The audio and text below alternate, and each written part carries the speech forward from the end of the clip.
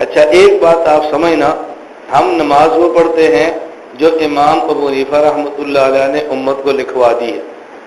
کبھی کبھی لوگوں کو تعجب ہوتا ہے، میں کہتا ہوں ایک بات اچھی طرح سمجھنا، ایک ہوتا ہے نماز کتابوں میں دیکھ کر پڑھنا، ایک ہوتا ہے کسی بڑے کی نماز کو دیکھ کر نماز پڑھنا۔ ایک ہے کتاب میں دیکھ کر نماز پڑھنا اور ایک ہے کسی بڑے کو دیکھ کر نماز پڑھنا۔ آپ بتاؤ سب سے زیادہ آسان اور سب سے زیادہ صحیح طریقہ کیا ہے؟ کتاب میں دیکھ کر پڑھیں یا کسی کتاب والے کو دیکھ کر پڑھیں؟ میں کتاب میں لکھ دیتا ہوں کہ داڑھی کا مصنون طریقہ یہ ہے کہ داڑھی ایک مٹھی ہو، ایسے ہو، ایسے ہو۔ تو میں کہتا ہوں ادھر دیکھو داڑھی یہ ہے جو میرے آپ کے سامنے نظر آ رہی۔ اب کتاب آپ دیکھیں گے تو ہو سکتا ہے بات سمجھ نہ آئے، لیکن جب مجھے دیکھیں گے تو پھر بات سمجھ آ جائے گی کہ نہیں؟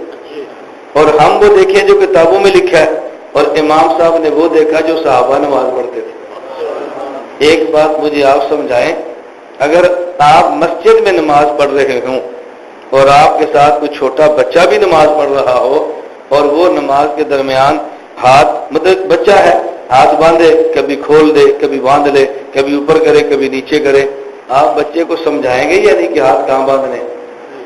جی نہیں سمجھائیں گے؟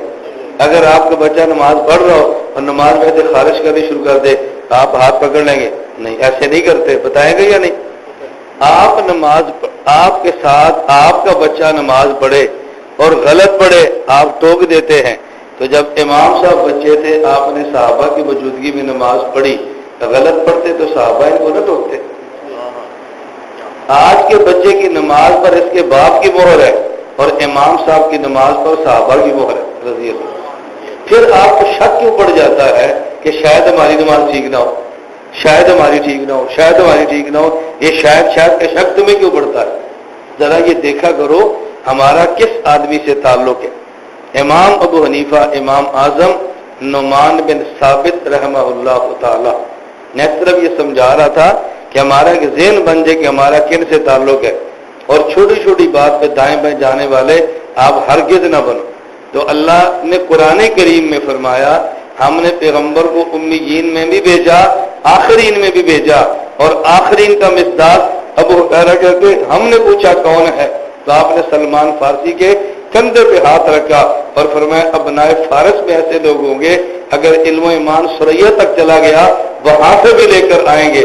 تو حضرت امام سیوطی فرماتے ہیں یہ اشارہ امام ابو حنیفہ کی طرف ہے، اور آپ اس میں اتنا تعجب کریں گے، اتنا تعجب کریں گے، ایک اہل حدیث عالم نواب صدیق حسن قدوجی، اتنے بڑے عالم مسلک اہل حدیث کے، انہوں نے اتحاف النبلاء میں لکھا ہے سچی بات یہ ہے کہ اس کا اشارہ امام ابو حنیفہ کی طرف ہے اور اس بشارت میں امام ابو حنیفہ بھی شامل۔